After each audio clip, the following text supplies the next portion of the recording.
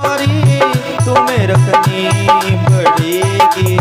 ओ लाज हमारी तुझको बचानी पड़ेगी। मेरी विनती बारंबार, मेरी विनती है बारंबार।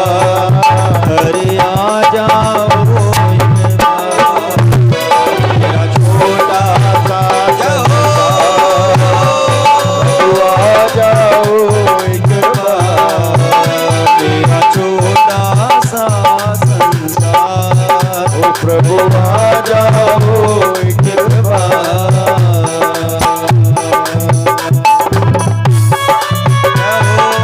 बड़े भाव से ठाकुर जी के चरणों का ध्यान।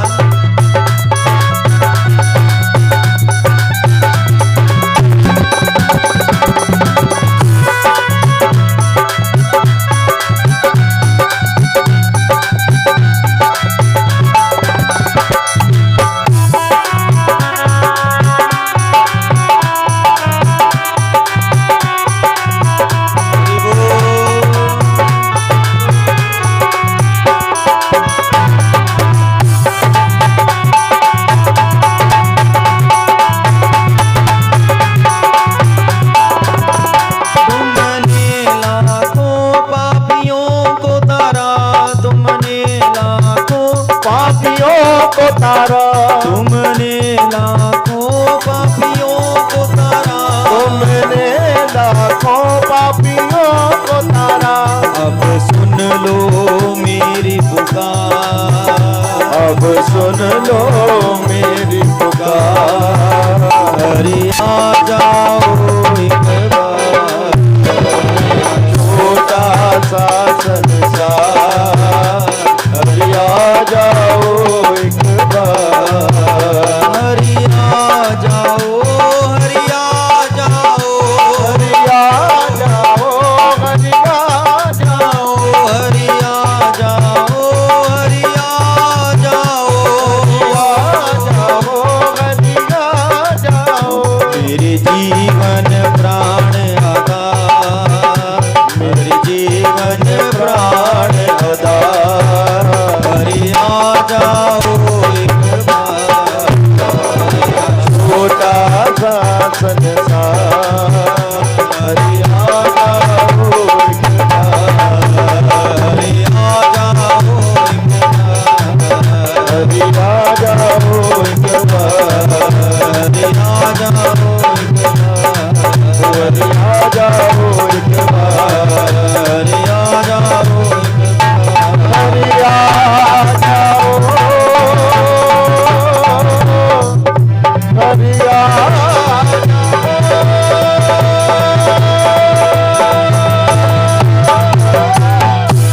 जय जय श्री राधे श्याम। अब देखिए थोड़ी सूंड को पकड़ा और एकदम से उसको बाहर निकाल दिया। आज मेरे ठाकुर जी ने ग्राह का उद्धार किया, गजराज का उद्धार किया, साथ में जिसने गजराज के पाँव को पकड़ा था मेरे प्रभु ने उसका भी उद्धार कर दिया। प्रेम से बोल दो राधे राधे राधे। हमारे ठाकुर जी इतने दयालु हैं।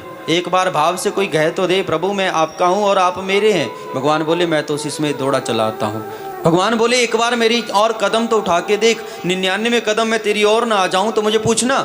एक बार मेरा नाम जप कर तो देख, एक बार मेरा सहारा लेकर को तो देख, जीवन में तेरा नाम ना बना दूं तो मुझे कहना। प्रेम से बोल दो राधे राधे राधे राधे। इसलिए प्रभु बोलते हैं कि एक बार भाव से, भाव का भूखा हूं, भाव ही सब सार है। भगवान बोले भाव का भूखा हूं मैं, भावो विद्यते देवा, कि भावना में देवता विराजमान है। जैसा हमारे मन के अंदर भाव होता है ठाकुर जी वैसा फल मुझे देते हैं। प्रेम से बोल दो राधे राधे राधे। अब देखिए उसके बाद आगे कथा आई यज्ञ भगवान की।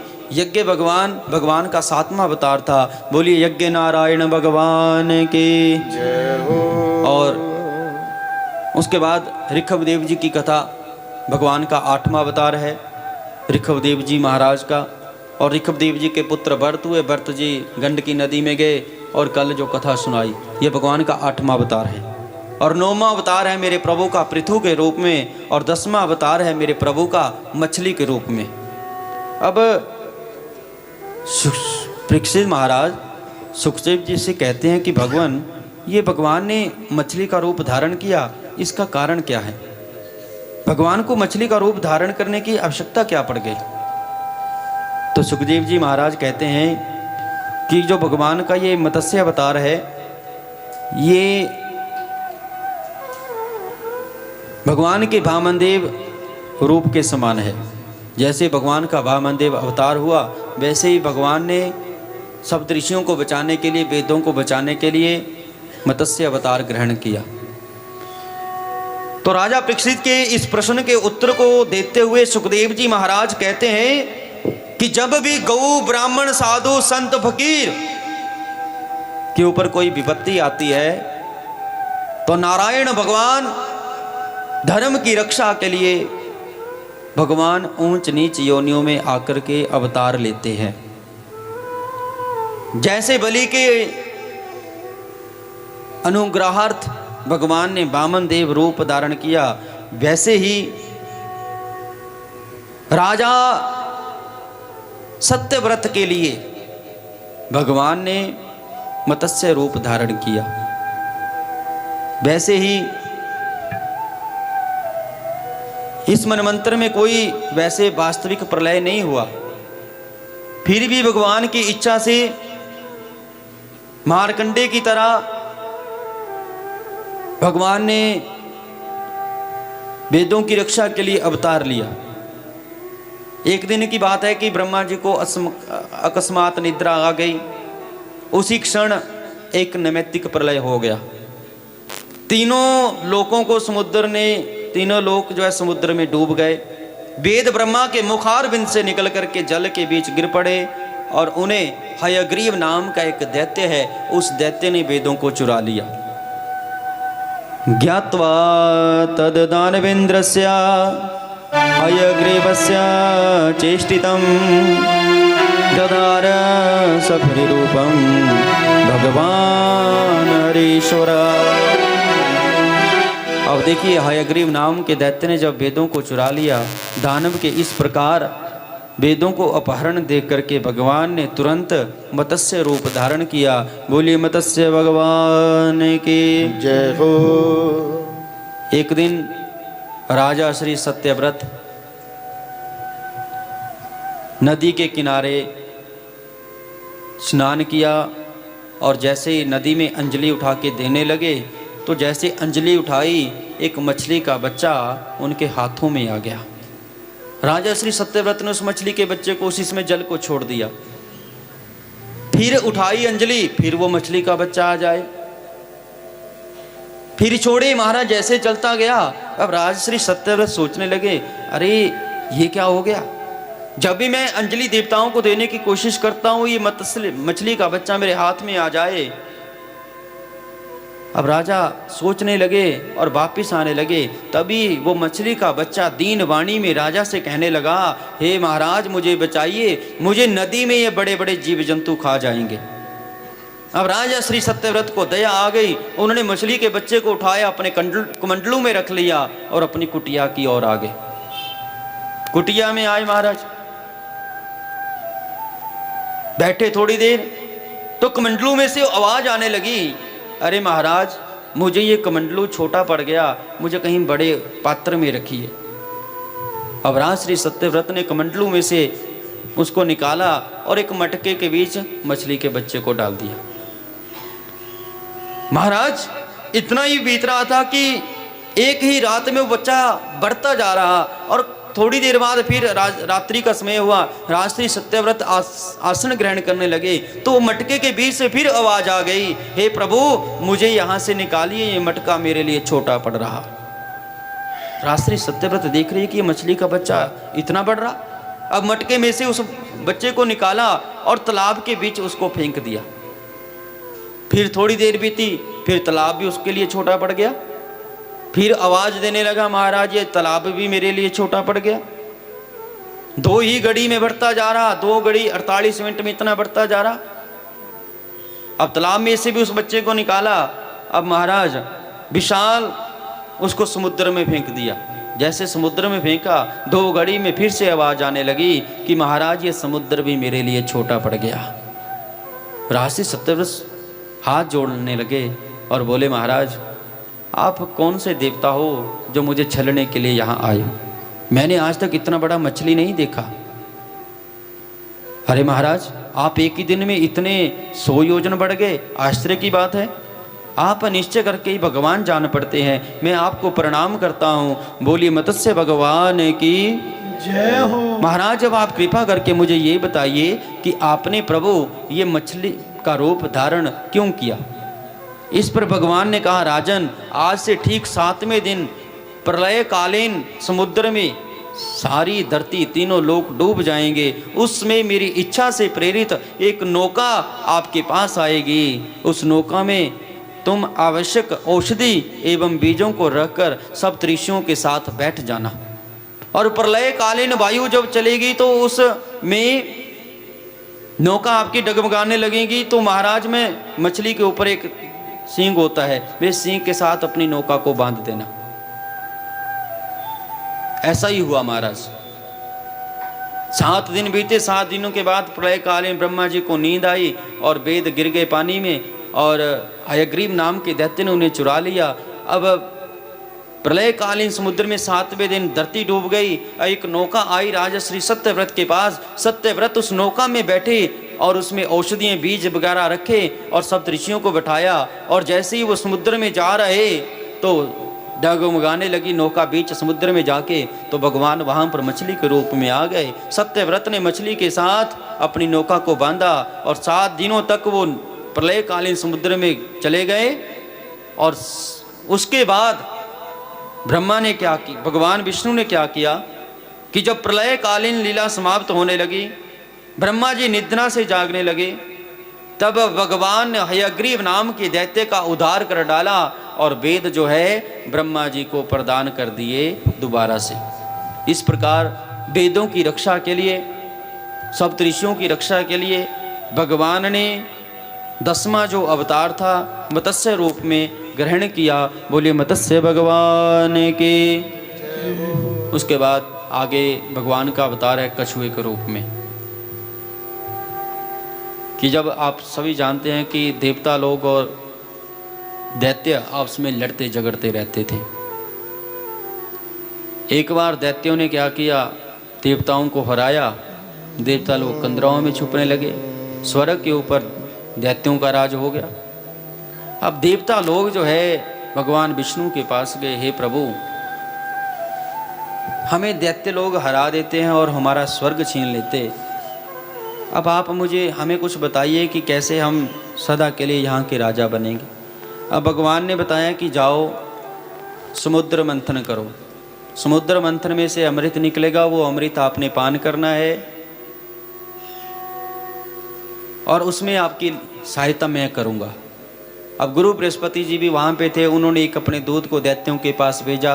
दैत्य लोगों ने सुना और मान गए समुद्र मंथन के लिए। आगे सारे कहते हैं समुद्र के किनारे मंदराचल पर्वत को उठाया। मंदराचल पर्वत को उन्होंने समुद्र के बीच रखा। वासुकी नाग को भी लालच किया कि आपको भी अमृत मिलाया जाएगा। उसको लालच देख करके उसकी नीति बनाई। अब देवता लोग लग गए पूंछ की ओर और दैत्य लोग लग गए मुखार बिंद की ओर। जैसे समुद्र मंथन वासुकी नाग को खींचा, वासुकी नाग को हुई असहनीय पीड़ा। कई दैत्य उसी समय मर गए। अब समुद्र मंथन हो रहा है। अब मंदराचल पर्वत जैसे जैसे घूमने लगा, धीरे धीरे वो समुद्र में बैठने लगा। अब जब बैठने लगा, वासुकी नाग को असहनीय पीड़ा हुई। भगवान का सुमिरन किया, प्रभु असहनीय पीड़ा हो रही, मुझे बचाओ। तो क्या हुआ, भगवान ने कछुए का रूप उस मंदराचल पर्वत के नीचे ले लिया। बोलिए कच्छ भगवान की जय हो। ये भगवान का 11वां अवतार था। अब मंदराचल पर्वत फिर उठ गया ऊपर। अब कछुए की पीठ को तो आप देखते हैं कि कितनी कठोर होती है, चाहे टायर ऊपर से चला जाए, कुछ भी चला जाए, उसको कुछ नहीं होता। अब उसी पर्वत उसके भगवान ने कछुए का रूप धारण किया और अपने ऊपर मंदराचल पर्वत और मंदराचल पर्वत भगवान के ऊपर घूमने लगा। समुद्र मंथन होने लगा। सबसे पहले क्या निकला महाराज, कालकूट नाम का विष। अब विष निकला तो सब डर गए, दैत्य भी डर गए, देवता लोग भी डर गए। अरे हमने तो समुद्र मंथन किया था अमृत के लिए, लेकिन ये कालकूट नाम का विष निकल गया। अब इस विष को धारण कौन करे, कौन पिए? अगर ये विष धरती के ऊपर गिर जाता है तो धरती के ऊपर प्रलय हो जाएगा। अब क्या किया जाए? सब डर गए। सारे जो है भगवान विष्णु के पास, ब्रह्मा जी के पास गए। ब्रह्मा जी बोले, विष्णु जी बोले, अरे हम इस कालकूट नाम के विष का कुछ नहीं कर सकते। अरे भगवान शिव के पास जाइए। अगर भगवान शिव इस कालकूट नाम के विष को पान करने के लिए मान जाते हैं, क्योंकि भगवान शिव ही एक ऐसे हैं जो इस कालकूट नाम के विष को पी सकते हैं, और कोई नहीं है। सारे देवता चले गए, दैत्य लोग सारे चले गए, इकट्ठे ही हैं आज। सारी ईर्ष्या द्वेष आपसी मिट गया है। चले गए भगवान शिव के पास कि प्रभु इस विष का पान करो। भगवान शिव बैठे हैं। माता पार्वती बोली, अरे देवता लोग क्या बोले? बोले कालकूट नाम का विष है, इसको पान कर लो। अरे अगर अमृत निकलता तब भी आप भगवान शिव के पास आते। बोले नाथ अमृत निकला है, इस अमृत का पान कर लो। विष निकला तो आ गए, मैं नहीं आज्ञा देती कि मेरे भोलेनाथ कालकूट नाम के विष को पान करें। अब देवता लोग भगवान शिव की स्तुति करने लगे कि हे प्रभु मान जाओ विष पीने के लिए।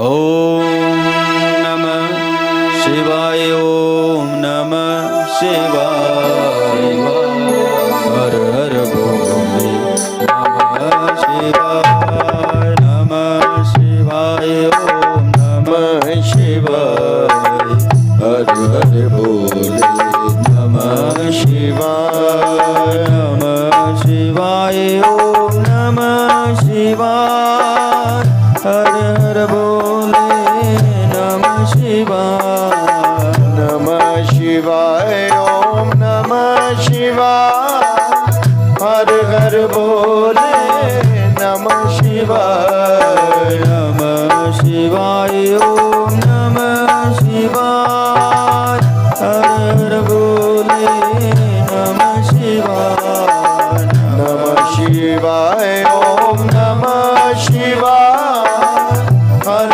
हर बोले नमः शिवाय, नमः शिवाय, ओम नमः शिवाय, हर हर बोले नमः शिवाय, नमः शिवाय, ओम नमः शिवाय, हर हर बोले नमः शिवाय।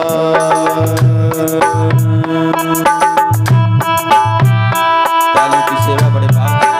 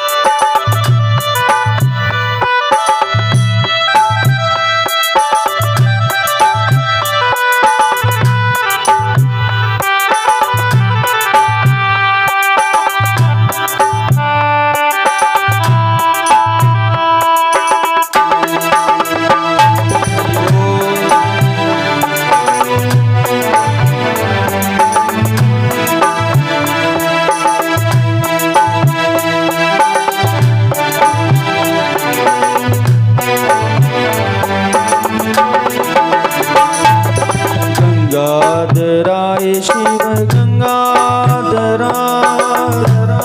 हर बोले नमः शिवाय, गंगाधराय शिव गंगाधराय, हर हर बोले नमः शिवाय, जटाधराय शिव जटाधराय, हर बोले नमः शिवाय, जटाधराय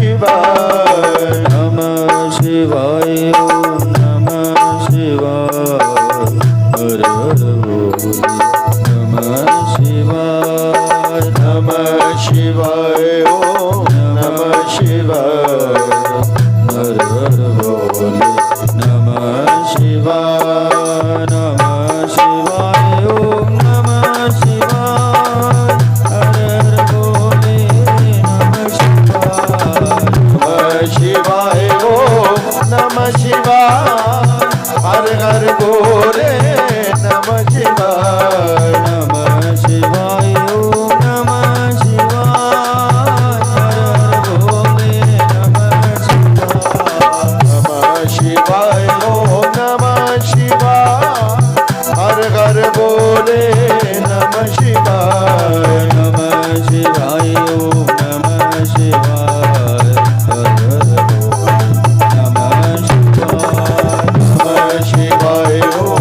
नमः शिवाय हर हर भोले नमः शिवाय नमः शिवाय ओम नमः शिवाय हर हर बोले नमः शिवाय हर हर भोले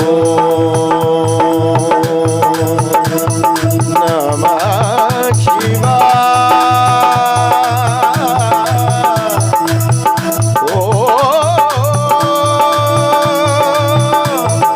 नमः शिवाय हर हर भोले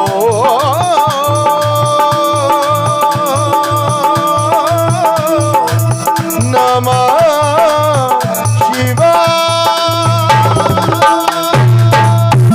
बोलिए शंकर भगवान के भगवान शिव की स्तुति की। भगवान शिव मान के चलता हूँ भैया, अपने देवताओं अपने बच्चों के लिए मैं कुछ भी कर सकता हूँ। भगवान शिव गए कालकूट नाम के विष का पान कर गए, भगवान का गला नीला हो गया। बोलिए नीलकंठ महादेव की जय हो। अब फिर से समुद्र मंथन होने लगा, कामधेनु निकली, उसको वशिष्ठ जी के लिए दे दिया। अप्सराएं निकली वो अंदर जी के लिए, और बहुत सारे रतन निकले महाराज, जो बड़ा कुछ निकला। फिर जाकर के 14वां रतन जो है अमृत निकला। धन्वंतरी महाराज ये भी भगवान का अवतार। अब देखिए धन्वंतरी के हाथों से देवताओं ने अमृत का कलश छीन लिया।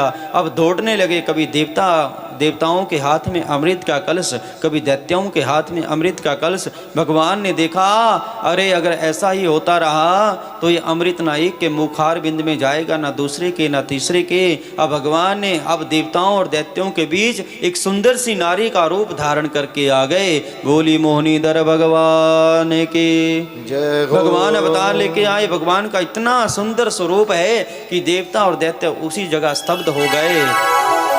देवी बोली अरे देवताओं दैत्यों आपस में लड़ क्यों रहे? बोले ये अमृत निकला है, मिल बांट करके हम पिएंगे। देवता बोले दैत्य पीना चाहते हैं, दैत्य बोले अकेले देवता पीना चाहते हैं। अब भगवान ने ऐसी माया बिछाई महाराज, बोले ये अमृत का कलश आप मेरे हाथों में दे दो, मैं आपको, मेरे ऊपर अगर भरोसा है तो मेरे पास दे दो, मैं मिल बांट करके आपको अमृत का कलश पिलाऊं, अमृत पिलाऊंगी।